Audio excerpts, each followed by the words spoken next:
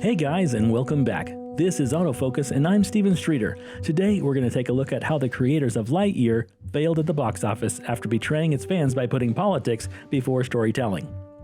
Let's get the elephant in the room out of the way, shall we? Everybody knows about the lesbian kiss heard around the world. But if the lesbian kiss scene was the straw that broke the camel's back, then buckle up, because that was the least of this kind of awkward tangent introduced into the latest edition in the Toy Story saga, Lightyear.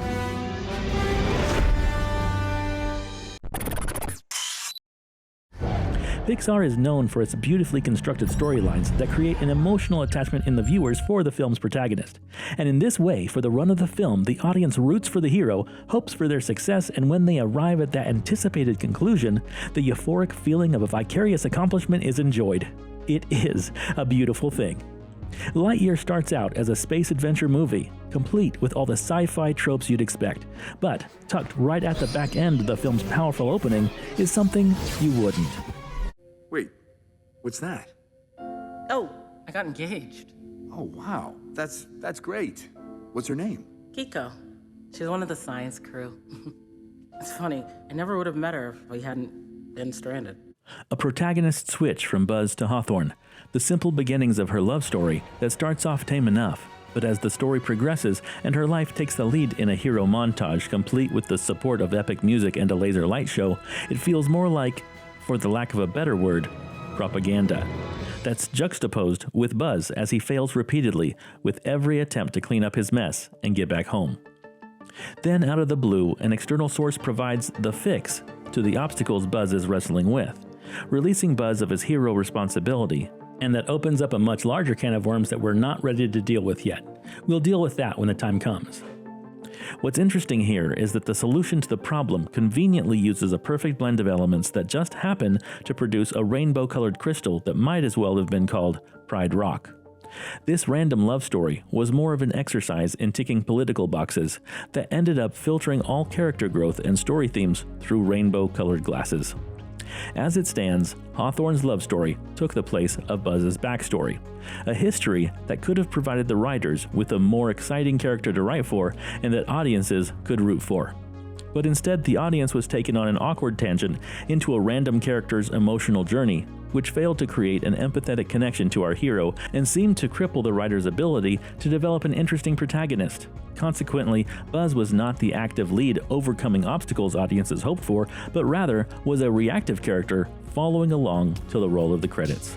Merely a buffoon, whose only relationship revolves around a robotic cat named Socks. But Socks was more than just a robot with artificial intelligence. Socks was also the convenient plot device created to remove all obstacles from our weak hero. Obstacles that Buzz himself was supposed to overcome, but didn't. And as a result, Socks stole the show and robbed Buzz of his hero status.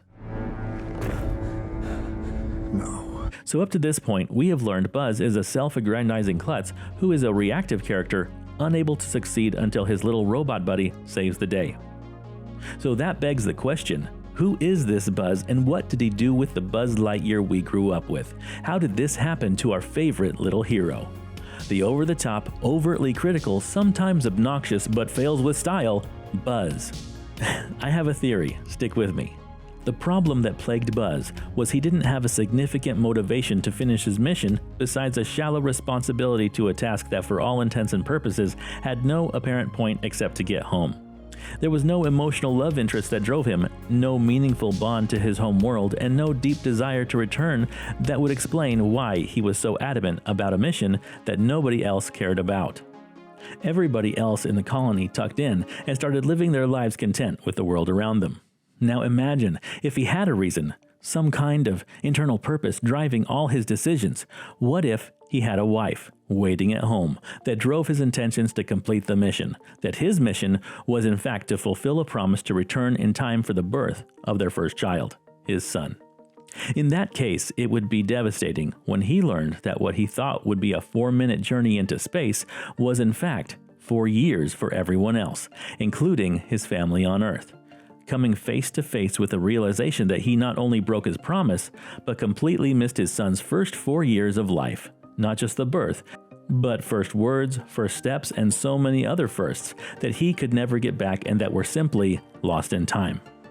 As a result, every test that failed would be that much more devastating, and as time passes, every failed test would compound the time lost, wrecking Buzz emotionally, knowing that he would have to run another test that could potentially fail again, and cause him to lose more time with his family.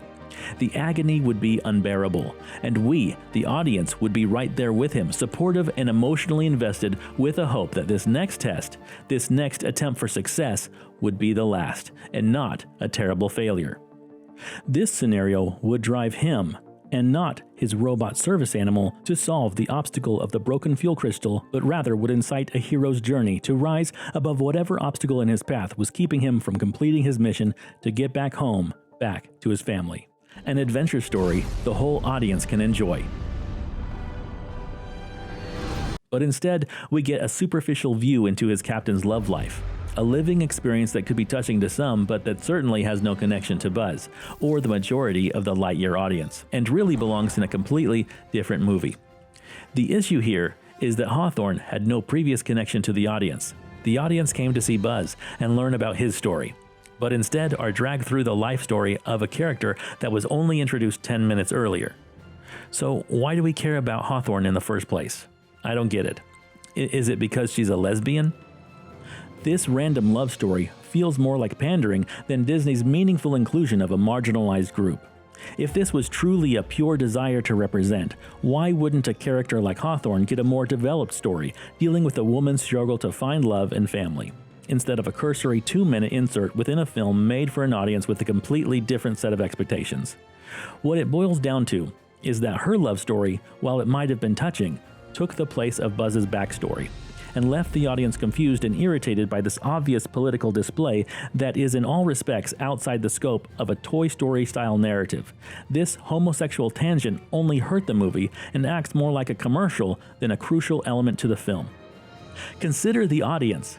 This movie is not intended just for the kids of today, but also for the kids of yesterday.